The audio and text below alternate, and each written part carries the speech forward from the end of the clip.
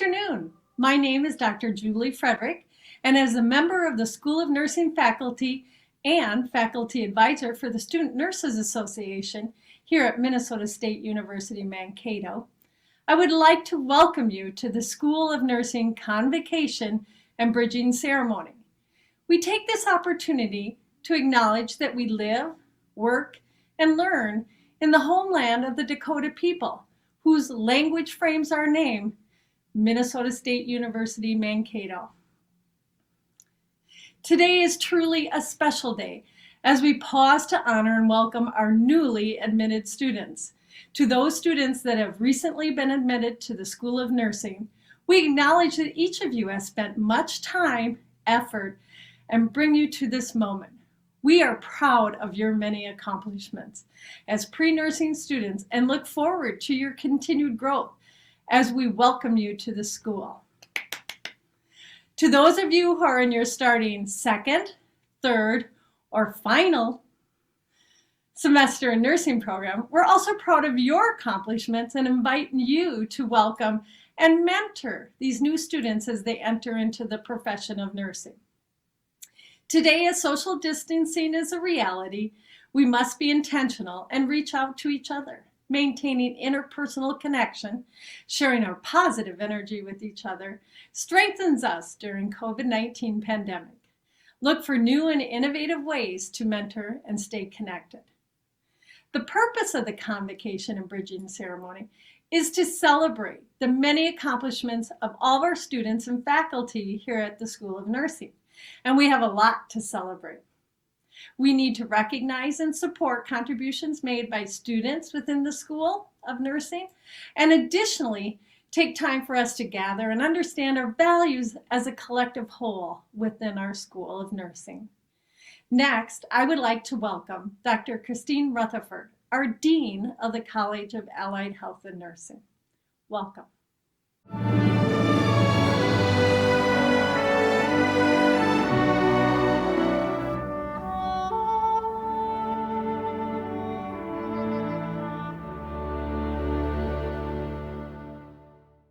Hi, my name is Tricia Young, and I'm the chairperson of the School of Nursing. I'm here to introduce the faculty and staff and tell you a little bit about them. This picture was taken last January on a faculty and staff retreat, and it just shows that faculty too can have fun. So I hope you appreciate it.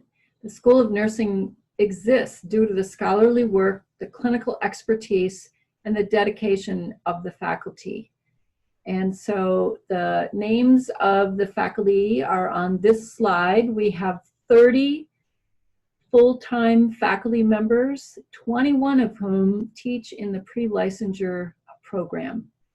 So they teach some course here. You might see some names that are unfamiliar to you that you're either going to be having as instructors or you missed having because they're totally new this year and they're teaching a course that is in a semester that you've already finished. We also have 36 adjunct faculty who support the full-time faculty by teaching primarily clinical courses in the pre-licensure program. The staff who assist faculty include Karen Schmidberger, who mainly is an assistant to my work as department chair. She deals with faculty hiring issues and contracts and purchasing, that kind of thing. Wendy Nissen, she is the new administrative assistant for the undergraduate program, and I have to tell you that she started working with us last March and picked up her key on the same day. Later that day, she went into the office and packed up her computer and moved everything home to work remotely on her first or second day of employment. And I have to say that she is thrilled to be back in the School of Nursing office full-time now. And so please do stop by and greet her. Introduce yourself and welcome her to the program. Cassie Johnson, Student Relations Coordinator. Not sure I need to say anything more about Cassie. She is great. She does a lot of great work for us, and we're just very appreciative of everything that she does for the pre-licensure program. Bailey Ramich is a new person in the School of Nursing. She's the pre-nursing advisor who will be working with Cassie for pre-nursing students in the future. I wanted to say a couple things about some of the contributions of the faculty. Typically at this time, I would be telling you about the scholarly achievements, but I wanted to give you a broader picture, I think, of what faculty are expected to do and the contributions that they need to make. Faculty in the whole university need to address 5 criteria for professional development and promotion and tenure. And those criteria, they need to write goals for each one. They need to say how they're going to accomplish their goals, and they need to then write a report at the end of the year if they're new faculty, or at the end of 2 years, or at the end of 4 years, depending on how long they've been, with the faculty. But those criteria include, first one is teaching. So how are you going to maintain your teaching effectiveness, and how do you show that? Second one is scholarship and creative achievements. How do you produce knowledge for the discipline? How are you creative in your nursing practice experience? What are you going to do to promote your scholarship and the scholarship of the discipline? The third criterion is your continuing education in your own professional development. How do you maintain your expertise in your teaching practices? How you teach. Are you up on the latest technology and so forth? And then what you teach. How do you maintain your content expertise? And how do you maintain your expertise as a nurse? So what are you doing to promote your own continuing professional development? The fourth criterion that faculty need to write goals to and address is that of contributions to students. Faculty usually do this through advising students or mentoring students in student research projects, or participating in the Student Nurses Association, or other areas in which students are involved. The fifth criterion that faculty need to address is service to the university and the community. And this involves committee service and our professional memberships. I'm sure almost every faculty that you see in this picture is a member of the IFNA, the International Family Nursing Association, and many of them are also members of the Midwest Nursing Research Society, and also probably Mu Lambda, our local chapter of Sigma, the International Honor Society for Nursing. And so just a little context and background of what faculty are doing and how they're contributing to the success in the School of Nursing. At this point, I will turn it over to the next part of our program. Hello. The focus of our event today is family, and we are thrilled to have Dr. Patricia Bayerwaltes as our faculty speaker. Pat came to Minnesota State University in the fall of 2015. She brought her love of caring for children and families with her as she taught undergraduate and graduate courses, as well as managing the Health Commons at Pond, a school-based health clinic that is run by the MSU nursing faculty. Her research interests are varied, and you can check them all out on her Google Scholar profile. Please join me in welcoming Dr. Patricia Bayerwaltes as our faculty speaker. Welcome to the first pandemic bridging ceremony. In the next few minutes, we'll talk about pandemic survival by using the GLAD game. Have you ever played the GLAD game? My favorite movie is a Disney movie called Pollyanna. Pollyanna's philosophy is that in any situation in life, there is always something to be glad about. So in the midst of this pandemic, I'm playing the GLAD game. We'll use the word GLAD as a mnemonic device to give you some clues on how to play. I'm going to introduce you to this game with one of my other favorite things, storytelling. You learn from the stories told in your simulation exercises. You learn from case studies used in your courses. We use stories about working with families told by nurses themselves in an educational workshop about family nursing. Storytelling in nursing has become a narrative that allows you, the nurse, to make sense of complex topics and issues. It may also bring understanding where none existed, and it can translate knowledge in a real and meaningful way. Let's start with G, goals. I know that many of you work from lists, but I like the loftier word of goals. Maybe your goal is just to get through N334 experiential learning. Whittle it down into small steps. In the midst of this pandemic, I see that focusing goals on what I can do right now builds up my courage to get through the day. Breaking down long-term goals into short-term goals gets me going. It moves me in a direction, and it makes me feel so glad when I can cross things off my list. But what about other people's goals? We are relational beings despite social isolation and have to consider those around us. As a nurse, I found looking at goals of family members whose loved ones I was caring for was a critical piece in understanding them and relating to them. Let me give you an example. This story is about Amin. Amin was a victim of a drive-by shooting on a playground. The bullet fractured his L1 vertebra. He was described by the nursing staff and therapists on the rehab center as working with him was difficult. His first question to me was, will I walk again? When I confirmed that his goal to walk again was reasonable, his attitude completely changed. I knew from his physical exam and imaging studies that he had an incomplete spinal cord injury, and that meant there was hope. From that day on, for Amin and his family, it was full throttle ahead. We even put a timestamp on it, 8th grade graduation. To get there, he would have to work hard. 10 months later, I was invited to his 8th grade graduation. He entered in a wheelchair, but then switched to using his quad cane and walked to receive his diploma. That walk may not have been how he pictured it when we set that goal, but do our goals have to look exactly like they did when we wrote them? They don't. As a nurse, you have the power to facilitate families and patients in realizing their goals or rewriting them to keep them moving in a positive direction. How about L, listen and learn? I'm not happy that we're in the midst of a pandemic, but I am glad for what I have learned. I've learned to be more flexible. I've learned that I must have the wrong job because I keep hearing on the radio and news about what people are getting done with their free time. What free time? I suspect you feel that way too. Many of you are working as nursing or medical assistants in places that are suddenly short-staffed. You're worried about the potential impact of isolating for 2 weeks because of COVID-19. How will it affect your academics, your clinicals, your work?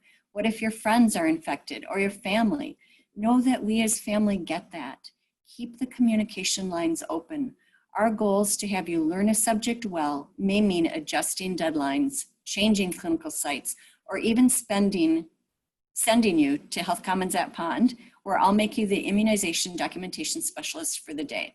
I like titles. They make us feel important, but you're important, title or not. Perhaps the L in GLAD should be listen. Listen to the challenges others face. Listen to their stories. I listened to a nurse tell me she didn't think she could continue to work in PICU after losing a child she had grown close to, despite the fact that the family thanked her for her caring and support. I understood there's little gladness in illness or death, but I reminded her, where would that family have been without the thoughtful attention she gave to the child and to them? What memories would they have of that time? They would have guilt for not being there instead of the thankfulness they felt because someone was there who cared when they could not. I, for one, was glad for her compassion. Think of all the families separated because of COVID restrictions. How can you listen to them? What can you learn from them? Perhaps the L should have stood for let it go, but honestly, I didn't think I could take another reference to Frozen, so I let it go. Awareness. We need to have an awareness of how families are reacting to what is happening. Steve Covey, author of 7 Habits of Highly Effective People, says it best: seek first to understand and then to be understood. While working with second semester students at HCMC, we agreed to take a 2-year-old who had fallen out of a second-story window and suffered multiple injuries, including a head injury. I was a bit surprised when the nurse giving me a report said, "How does anyone let their child fall out of a window?" And she added that the family was distant and non-communicative. I think I understood why. They didn't ask questions. They didn't make eye contact. I grabbed a student who I thought was tuned in and we headed into the room. As soon as I'd made brief introductions, I launched in. How frightened you must have been when this happened. Which way did you go first? Up the stairs in disbelief or outside to see if the baby was really outside? That simple acknowledgement of their own trauma opened up what the family needed to talk about. Their shock, their fears that child protection would take him away, their thankfulness that it wasn't worse, their hopes for a full recovery. I was glad we opened up that awareness of how not just the child, but this entire family suffered. One more awareness lens to wear. Are we aware of the biases and racial unrest? How are we responding? As part of taking a child's history, I ask, do you feel safe? Too often the answer is no. What have you witnessed? How have you been treated? Are we aware? There isn't much to be glad about related to the events of this summer, but I am glad it has made us examine our awareness of the issues and that as individuals and as a country, we can begin to address what's been there all along. Lastly, B, don't let anyone drive you crazy. It's right nearby and the walk will do you good. How true this is. I am blessed to work with faculty members who are as crazy as I am. Don't take yourself too seriously. One last story. When I attended nursing school, the original Charlie's Angels, the TV drama starring Farrah Fawcett, was in its last season. One of my classmates looked very much like Farrah, down to the layered long blonde hair.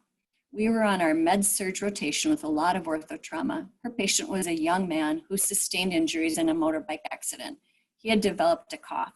As a nursing student, you should be well aware of the dangers of a cough and what it might represent to a patient immobilized and post-op orthopedic surgery. She was advised to send a sputum sample. As we gave report at the end of the shift, the lab called to speak with her. The lab tech said, your patient's sperm count was fine. With that, we all erupted into laughter. Back to the GLAD game, I'm glad that happened. What a great teaching moment. From that point on, we were reminded of proper specimen collection. So to wrap this all up, pandemic or not, be glad you're in a place to make things better for families, for those around you, and for yourself. And don't forget to take care of yourself. As I was preparing for this talk, I admitted to my son I was a little nervous. And he said, Mom, you know you're just supposed to picture everyone in their underwear?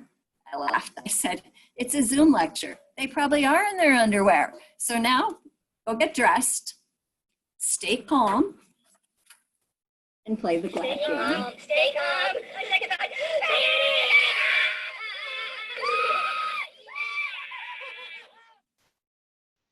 Hello.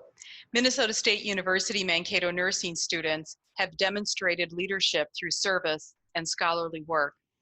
These achievements are the foundation of their nursing practice.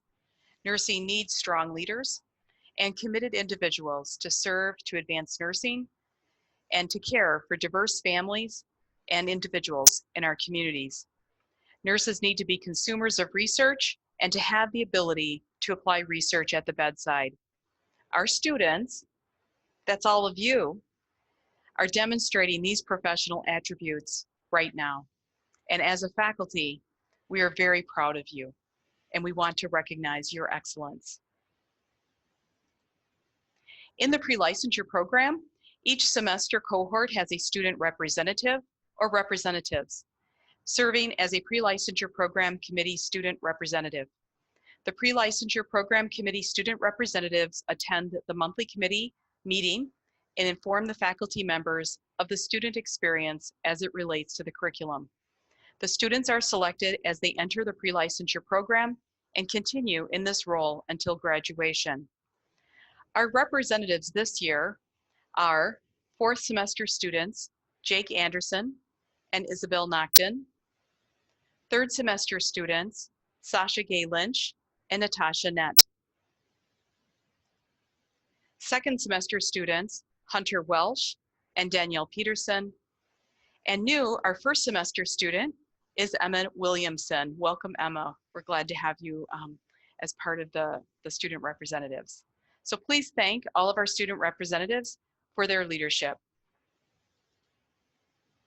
Dr. Donald Meredith was an orthopedic surgeon who practiced here in Mankato.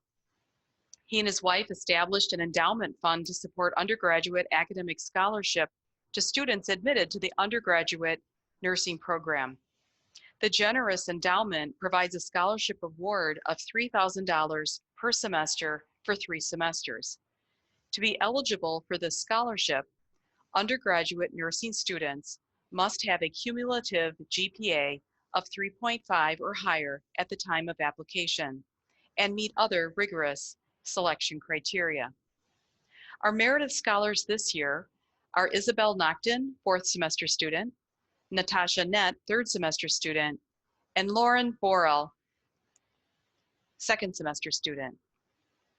Congratulations to Izzy, Natasha, and Lauren for their academic excellence. Nursing research advances nursing science and our understanding of how we care for patients and families. Nurses need to be researchers and consumers of research, apply research, and nursing science at the care that we provide at the bedside.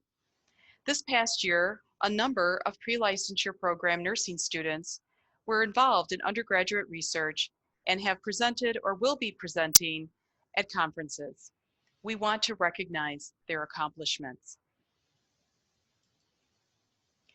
Chandler Johnson.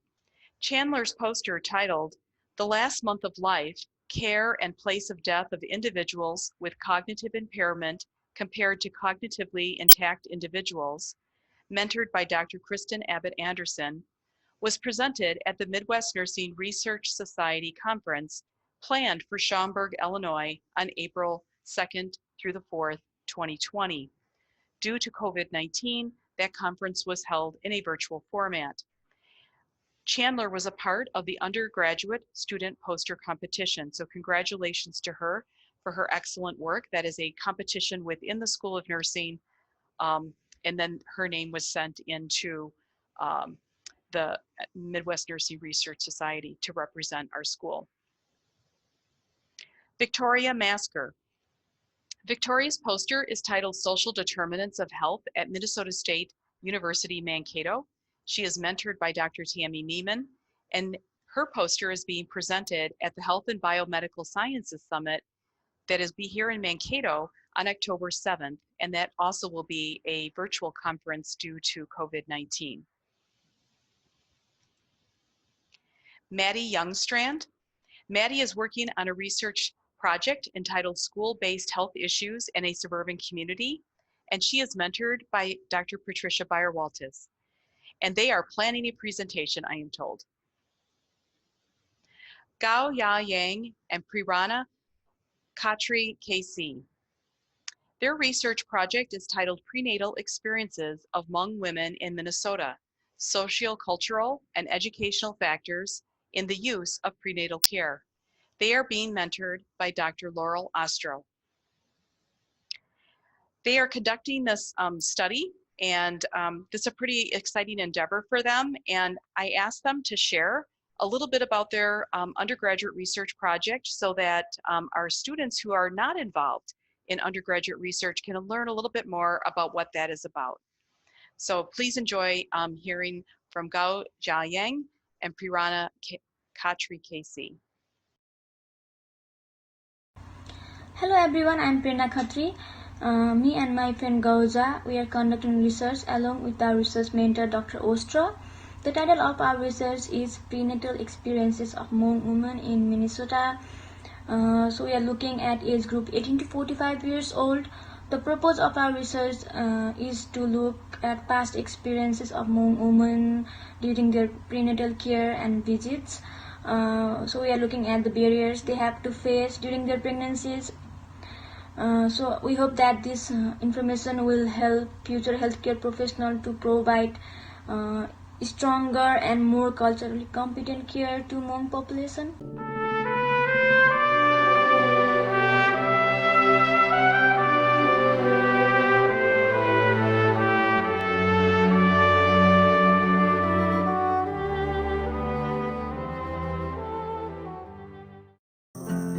As part of my nursing education at Minnesota State University Mankato, I have had the opportunity to work at the Health Commons at Pond. Becoming a nurse takes courage, determination, and hope. courage to follow my dream no matter what, determination to persevere when things are tough, and hope to make a real difference for the people I'm serving. Helping the people who come to the Health Commons at Pond gives me hope. The Health Commons at Pond is a no-cost health and wellness center serving students and their families in the Bloomington School District. It's staffed by students and faculty from Minnesota State University Mankato. Here, nursing students learn by doing. We apply our skills and knowledge in real-world situations. We help immunize children who might otherwise not be protected from preventable diseases. Since the Health Commons at Pond opened, we are making a real difference for these students and their families. You can make a difference too. Your generosity will help Health Commons at Pond provide better health care to people who can't afford it but need it. It will also help Minnesota State University Mankato nursing students serve them better. You can help us give them hope, and that gives me hope too. My name is Maddie Youngstrand. I'm a nursing student at Minnesota State University Mankato, and this is my story.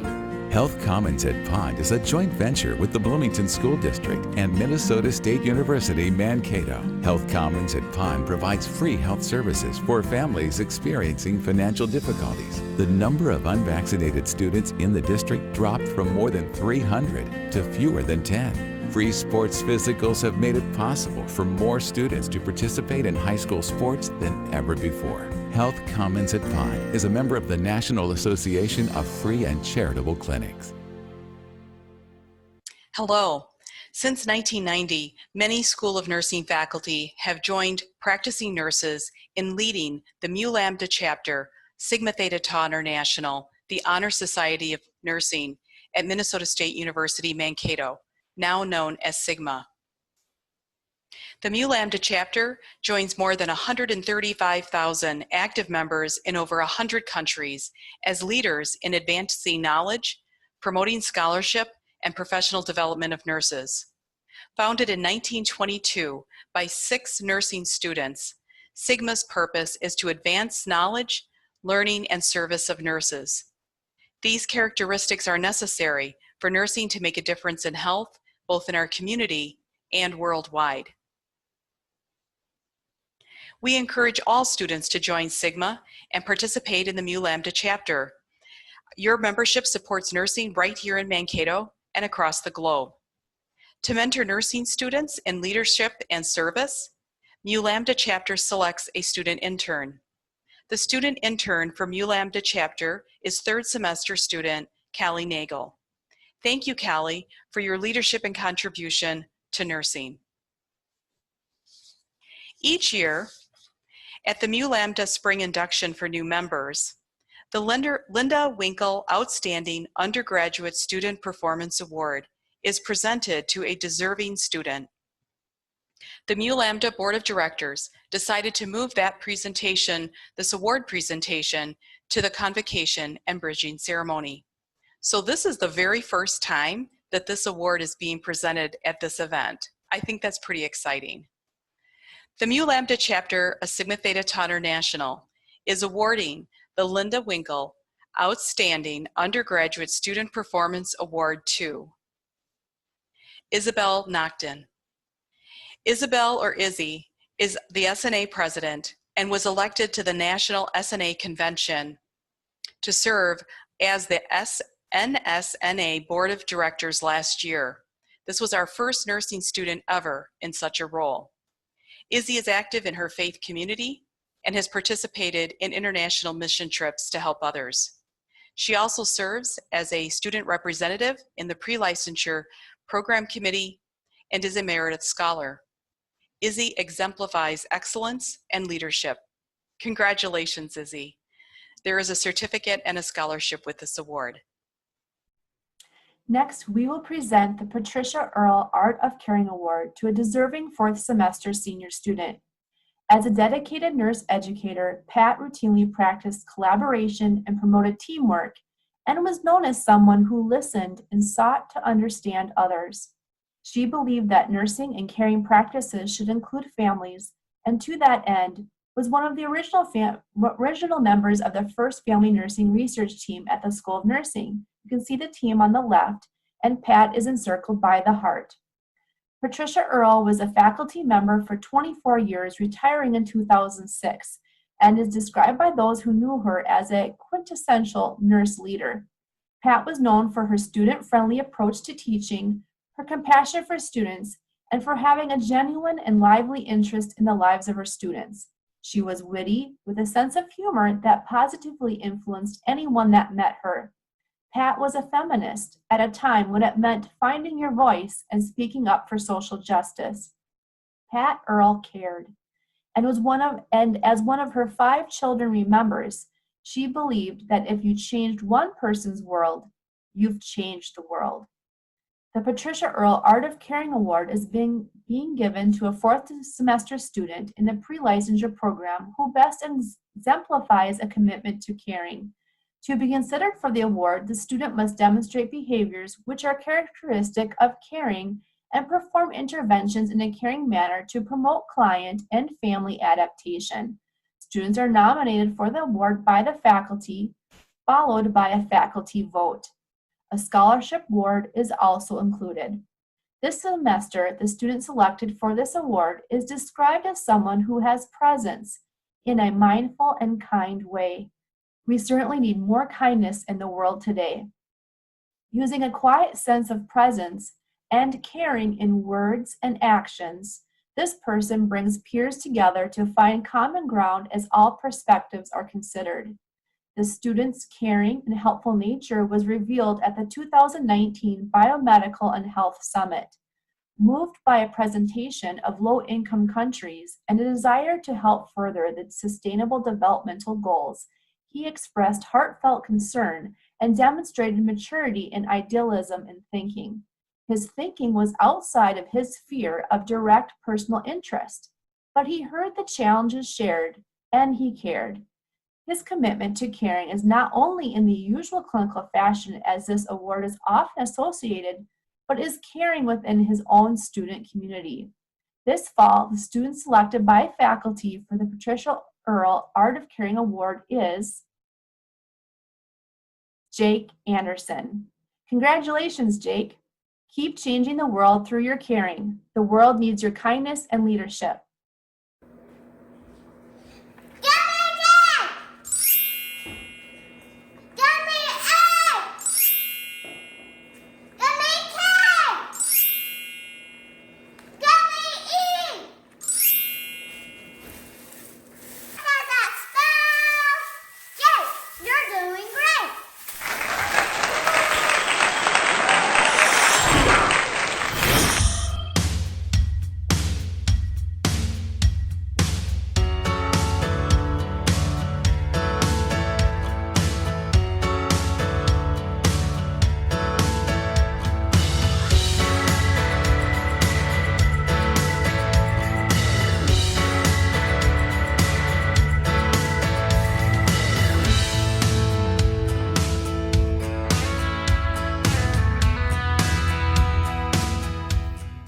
Hi guys, I'm Izzy Nocton. I'm the current Student Nurse Association President. Hi everybody, my name is Natasha Nett. I'm in 3rd semester and I am Vice President in SNA. Hi SNA members, my name is Caitlin Boucher. I'm a 4th semester nursing student. I'm also a volunteer coordinator. I'm one of them. There is one more that we work closely together. Hey guys, I'm Landon Brown. I'm a 3rd semester nursing student in the program and I'm the health and wellness coordinator. Hey guys, my name is Nicole and I'm the fundraising coordinator. My name is Taylor Chatterton and I am the social engagement coordinator. Hello everyone, my name is Jake Anderson. I'm the Student Nurses Association treasurer. Hi, my name is Laura Bouch. I'm a senior and I am on the Minnesota Student Nurses Association board. My job on the board is to represent schools from southern Minnesota. Hello, I'm Dr. Julie Frederick. I teach at the School of Nursing and I am the faculty advisor for the Student Nurses Association.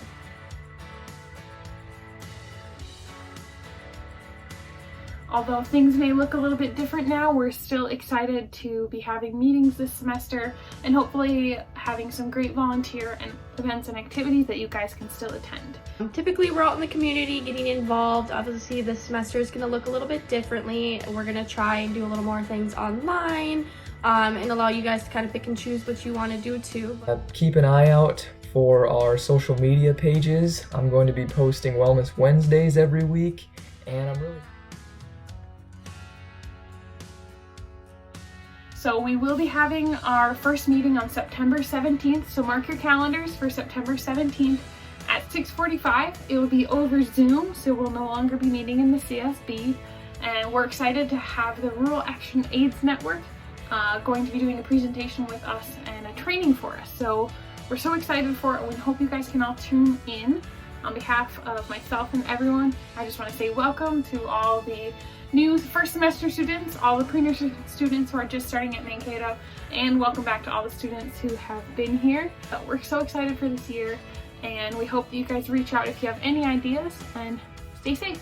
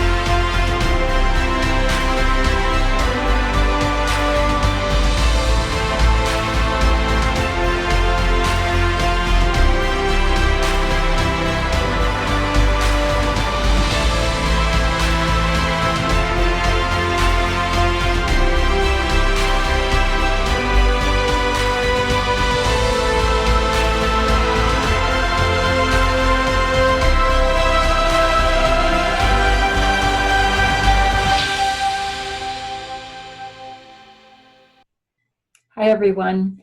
Back to Tricia Young as the School of Nursing Chairperson for the concluding remarks. First, I would like to thank everybody who participated in putting this webinar together. The names are all listed here, the people you've met throughout the last hour, and then the behind the scenes people, which includes Wendy Nissen, our administrative assistant, and then Minahil Khan and Robert Peterson, who are the IT people who really put this all together. And special thanks also goes out to all the students present, because your presence makes all of our work totally worthwhile. And then what I'd like to do finally is just to introduce the new spring class of 2022. Congratulations on crossing the bridge into the nursing profession.